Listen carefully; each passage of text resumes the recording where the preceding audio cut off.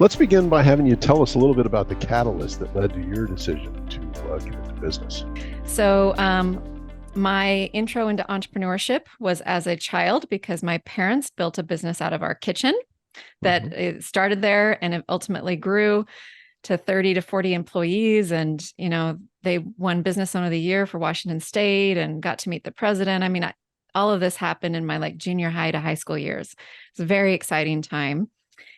And of course, as you can imagine, I modeled after them because I saw the hard work, the effort, the nights and weekends and everything that they did to create this success and truly go after and live the American dream.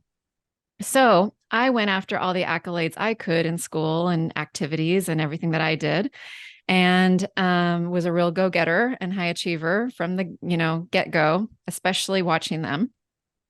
And when I came home from college after my first year, I was the summer I was turning 19, and we were celebrating my dad's 50th birthday. And we went for a hot air balloon ride. And I grew up in southeastern Washington State, very hot area, very hot day. We almost didn't go up, but we did. It was a beautiful yet hot ride. And then something happened and went terribly wrong when we came into land. And basically what happened was the basket bounced. You can't really control or pilot or drive these things. It hit the ground hard. We got lifted back up in the air, came down again for another landing attempt, and my dad ended up rolling out of the basket. And his foot got caught on a cord. He was drug about the length of a football field through corn and alfalfa fields. And at some point too, was also literally hanging upside down by his foot. And I saw that looking over the basket edge. And it was, as you can imagine, extremely traumatic and terrifying.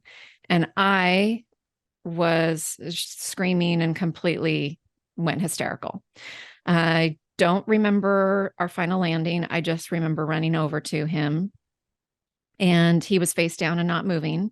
But when we were able to get him turned over, he looked at how upset I was as his little girl and looked at me and said, "You should see the other guy." So he was able to crack a joke and try to make light and try to make sure I was okay. Yeah. He ended up with a broken neck and was paralyzed. So my dad was physically paralyzed. And as you can imagine, this completely flipped our world upside down and had a huge ramifications.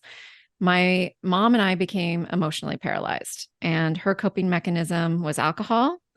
And that eventually took its toll, and over a few decades, destroyed her liver, and she moved on out of this world. It'll be 10 years ago this coming Thanksgiving, actually.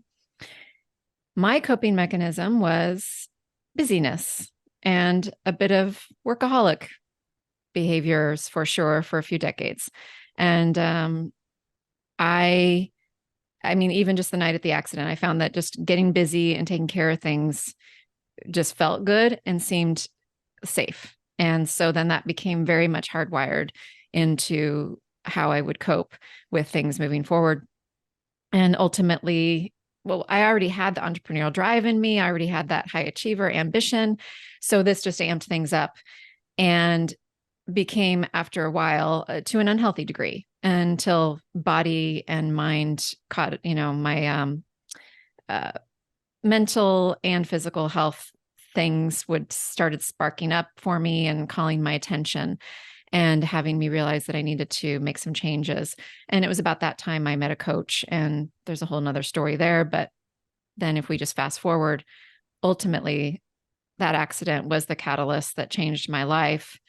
And then another tipping point moment later when I learned of coaching, and then ultimately after a handful of years of being coached and learning what that meant, then I decided to become a coach myself and help people.